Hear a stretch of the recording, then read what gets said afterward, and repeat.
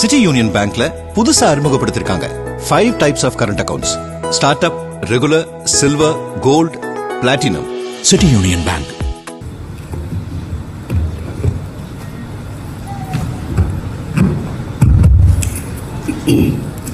அகர முதல எழுத்தெல்லாம் ஆதி பகவன் பற்றிய உலகு.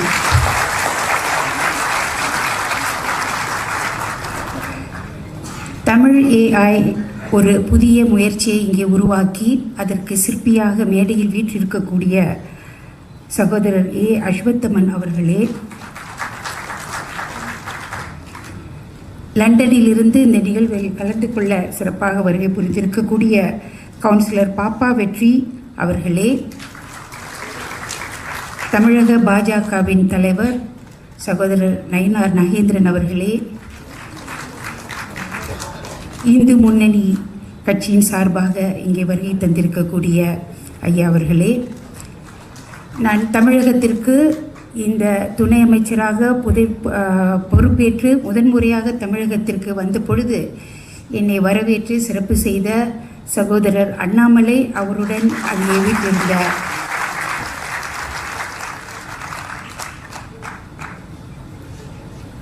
அவருடைய பெயர் சற்று அனைவருக்கும் மற்றும் இங்கே வீற்றிருக்கக்கூடிய அனைத்து தலைவர்களுக்கும் தமிழ் ஆர்வலர்களுக்கும் தமிழ் நெஞ்சர்களுக்கும் கல்வியாளர்களுக்கும் கல்விமான்களுக்கும் மற்றும் இந்த முயற்சியில் தங்களை இணைத்து கொண்டிருக்கக்கூடிய அனைவருக்கும் எனது மனமார்ந்த நன்றியும் வாழ்த்தையும் தெரிவித்துக் கொண்டு எனது உரையை ஆரம்பிக்கின்றேன். இந்த நிகழ்விற்கு நான் சற்று முன்பு சிறிது தாமதமாக வர நேர்ந்தது.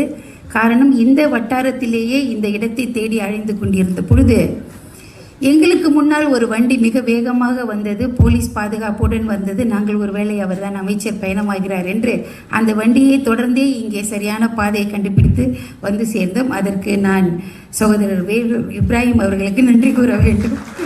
அவர் வழிகாட்டத்தில் இந்த இடத்திற்கு சரியாக வந்து சேர்ந்து விட்டேன். உண்மையில் இந்த நிகழ்விற்கு வந்து கலந்து கொள்வதில் நான் பெரும் மகிழ்ச்சி அடைகின்றேன். காரணம், சற்று முன்பு சகோதரர் அஸ்வத்தம்மன் கூறியது போல தமிழ்நாட்டிலிருந்து புலம்பெயர்ந்து சென்ற பெற்றோர்களின் வாரிசுகளில் நானும் ஒருவர்.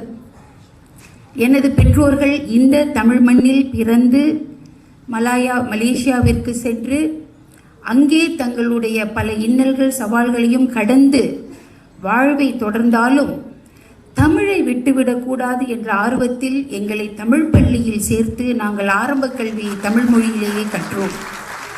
நான் மட்டுமல்ல, இங்கே எனது தாயார் வந்திருக்கின்றார். எனது 2 சகோதரிகள் இந்த தமிழ் மண்ணிலே பிறந்தவர்கள். அவர்கள் அனைவரும் மலேசியாவிற்கு வந்த பிறகும் எங்களுக்கு அந்த வாய்ப்பு இருக்கிறது. மலாய் மொழி அல்லது தமிழ் மொழி ஆகிய 2 மொழி வாயிலாக நாம் ஆரம்ப பள்ளியை கற்கக்கூடிய வாய்ப்பு இருந்தாலும் எனது தந்தை தமிழ் மொழி வாயிலாகத்தான் அனைத்து பிள்ளைகளும் படிக்க வேண்டும் என்ற ஒரு பிடிவாதத்தின் காரணமாக நாங்கள் அனைவரும் ஆரம்ப பள்ளி தமிழ் பள்ளியில் கற்றோம். இடைநிலை பள்ளியில் கூட தமிழை விட்டுவிடாமல் தொடர்ந்து தமிழ் பாடத்தை ஒரு தேர்வு பாடமாக தேர்ந்தெடுத்து நாங்கள் படித்து வருகின்றோம். பரீட்சை எழுதினோம்.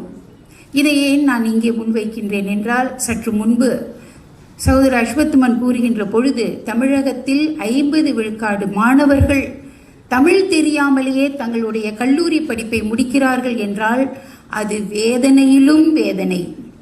காரணம், கடல் கடந்த ஒரு நாட்டில் தமிழ் பள்ளிகளை காப்பாற்ற வேண்டும் என்று நாங்கள் போராடி கொண்டிருக்கின்றோம். அது சுலபமான ஒன்று அல்ல. தேசிய மொழியாக தமிழ் இருக்கின்ற பொழுது தமிழ் மொழி பள்ளிக்கூடங்கள் இருக்கக்கூடாது என்று நீதிமன்றத்தில் வழக்குகள் தொடர்ந்து நான் ஒரு வழக்கறிஞர் என்ற வகையிலே அந்த வழக்கில் நானே ஆஜராகி ஒரு தரப்பினருக்கு வாதாடி இருக்கின்றேன்.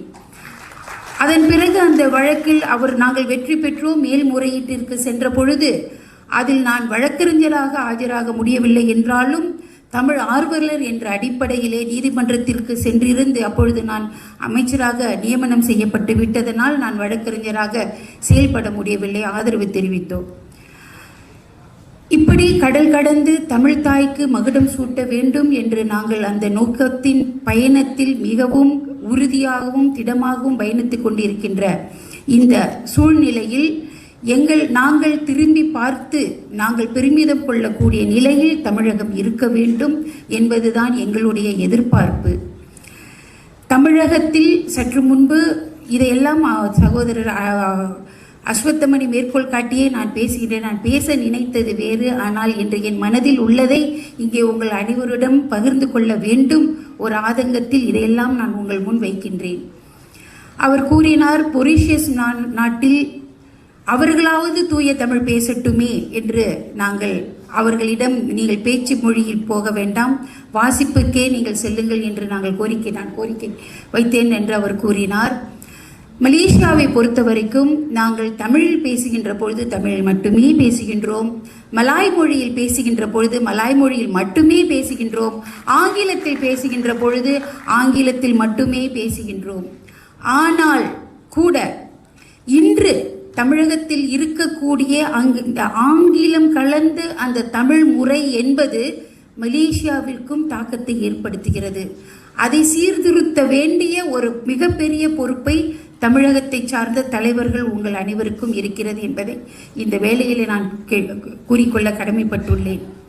காரணம், இப்பொழுது இந்த முயற்சி என்பது ஏஐ தமிழ் வாய்மொழியாக இருந்த அறிவு பிறகு ஓலை வடிவிலே அது பதிவிறக்கம் செய்யப்பட்டு அதன் பிறகு ஒரு தொழில்நுட்ப வளர்ச்சியின் காரணமாக அச்சு புத்தகமாக பதிவேற்றம் செய்யப்பட்டு பிறகு அது கணினி மயமாகப்பட்ட பிறகு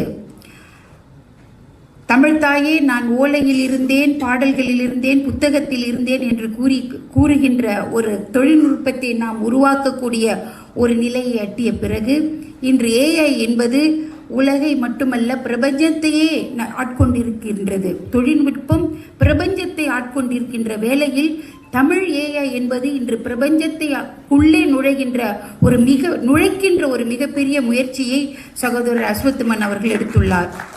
ஆகவே தமிழ் நிலைத்து வாழ வேண்டும், தமிழ் செழிக்க வேண்டும், தமிழ் நிலை பெற வேண்டும், தமிழ் இனி மெல்லச் சாகும் என்று ஒரு பேதை உரைத்தான் என்று அன்று பாரதியார் ஒருவனை தமிழை சாடியவனை கூட ஒரு பேதை என்று அவனை திட்டி தீர்த்த காலங்கள் மாற வேண்டும் என்றால் தமிழ் முறையாக நாம் பயன்பாட்டில் இருக்க வேண்டும். அந்த பயன்பாடு சற்று முன்பு சகோதரர் அவர் இங்கே விளக்கத்தை எல்லாம் ஆங்கிலத்தில் கூறிய பொழுது தமிழ்நாட்டு பாஜக தலைவர் அவர்கள் கூறினார், ஏன் தமிழில் தெளிவுபடுத்தவில்லை என்று. நான் இங்கே வந்து ஒரு 3-4 நாட்கள் ஆகின்றன. 2 நாட்களுக்கு முன்பு மதுரையில் நடந்த ஒரு மாநாட்டில் மத்திய உள்துறை அமைச்சர், மத்திய பாதுகாப்பு அமைச்சர், நாங்கள் ஆட்சிக்கு வந்தால் தமிழ் உயர்கல்வி கூடங்களில் பயிற்று பாடமாக இருக்கும் என்று கூறியதை கேட்ட பொழுது அதிர்ச்சியாக இருந்தது. தமிழ் இன்னும் பயிற்று பாடமாக ஆக்கப்படவில்லையா? தமிழ் வளர்த்த, தமிழ் வாழ்ந்த, தமிழ் பெற்ற தமிழகத்திலே என்று ஒரு அதிர்ச்சியான தகவலை அதன் வாயிலாக நான் தெரிந்து கொண்டேன். தமிழ் பிறந்த பூமி இது. நாம் தமிழ் எங்கே பிறந்தது? சிந்து சமவெளி நாகரிகத்தை தேடி போக தேவையில்லை. நமக்கு அடையாளமாக இருக்கக்கூடிய தமிழ் பிறந்து தமிழ் மண்ணில் தமிழ் காக்க தமிழ் போராட்டங்கள் தொடர்ந்து நாம் நடத்தி கொண்டு வருவதுதான் இன்றைய காலத்தின் தேவையை தவிர தமிழ் எங்கே தோன்றியது என்ற ஆராய்ச்சியினால் நாம் நமது தமிழ் பிறந்த மண்ணில் இங்கே அடையாளமாக இருக்கக்கூடிய தமிழ்நாட்டில் தமிழை இழந்துவிடக்கூடாது என்பதின் ஒரு முயற்சி தான், ஒரு பரிணாம சிந்தனை தான் இந்த ஏஐ தமிழ் என்பது என்று நான் உணர்கின்றேன். ஒரு எல்லையில்லா தமிழ் உலகம் உருவாக வேண்டும் என்று பாரதியார் நினைத்தது போலவே இன்று உலகெல்லாம் தமிழர்கள் வாழ்கின்றார்கள். மலேசியாவில் நாங்கள் தமிழ் மக்கள் வாழ்கின்றோம். சற்று முன்பு நான் கூறியது போல மலேசியாவில் 529 தமிழ் வழி கல்வி கற்பிக்கப்படும் ஆரம்ப பள்ளிகள் உள்ளன. அந்த 529 பள்ளிகளில் ஒரு பள்ளி குறைந்தால் கூட அங்கு ஆட்சி அதிகாரத்திற்கு ஒரு கேள்விக்குறியாகிவிடும். ஆகவே தமிழ் பள்ளி என்பது ஒரு பள்ளிக்கூடத்தை கூட நாங்கள் விட்டுவிட மாட்டோம் என்ற காரணத்தினால் குறைவான மாணவர்கள் படிக்கக்கூடிய 6 மாணவர்களே உள்ள 12 ஆசிரியர்கள் கொண்ட பள்ளிக்கூடங்களை கூட நாங்கள் இன்னும் மூடுவதற்கு அனுமதி கொடுக்காமல் நாங்கள் போராடி கொண்டிருக்கின்றோம். ஆகவே அங்கேயும் ஒரு 50 விழுக்காடு மாணவர்கள் தமிழ் பள்ளியில் படிக்கின்றார்கள், 50 விழுக்காடு மாணவர்கள் தேசிய மொழி பள்ளிக்கூடங்களில் படிக்கின்றார்கள். அவர்களையும் நாம் ஈர்த்து கொண்டு வர வேண்டும், தமிழுக்கு நாம் அழைத்து வர வேண்டும். தமிழ் சார்ந்த இந்த தமிழ் பள்ளிக்கூடங்களுக்கு பதிலாக மாற்றாக தேசிய பள்ளிக்கூடங்களிலேயே தமிழ் கட்டாய பாடமாக்கி விடலாம் என்ற ஒரு சிந்தனை கூட அங்கே இருக்கிறது. அந்த சிந்தனை கூட நாங்கள் ஏற்றுக்கொள்வதில்லை.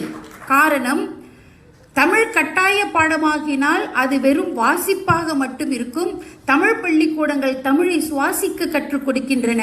ஆகவே நாங்கள் தமிழ் பள்ளிக்கூடங்கள் தான் எங்களுக்கு வேண்டும் என்ற அந்த ஒரு சிந்தனையோடு இன்னும் தேசிய பள்ளிக்கு செல்கின்ற மாணவர்களையும் தமிழ் பள்ளிக்கு ஈர்க்க வேண்டும் என்ற பல முயற்சிகளை எடுக்கின்றோம். இது போன்ற தொழில்நுட்ப வளர்ச்சி என்பது இன்னும் அதிகமான மாணவர்களை தமிழ் பள்ளிக்கூடத்திற்கு ஈர்த்து வருவதற்கு எங்களுக்கு ஒரு வாய்ப்பாக அமையும்.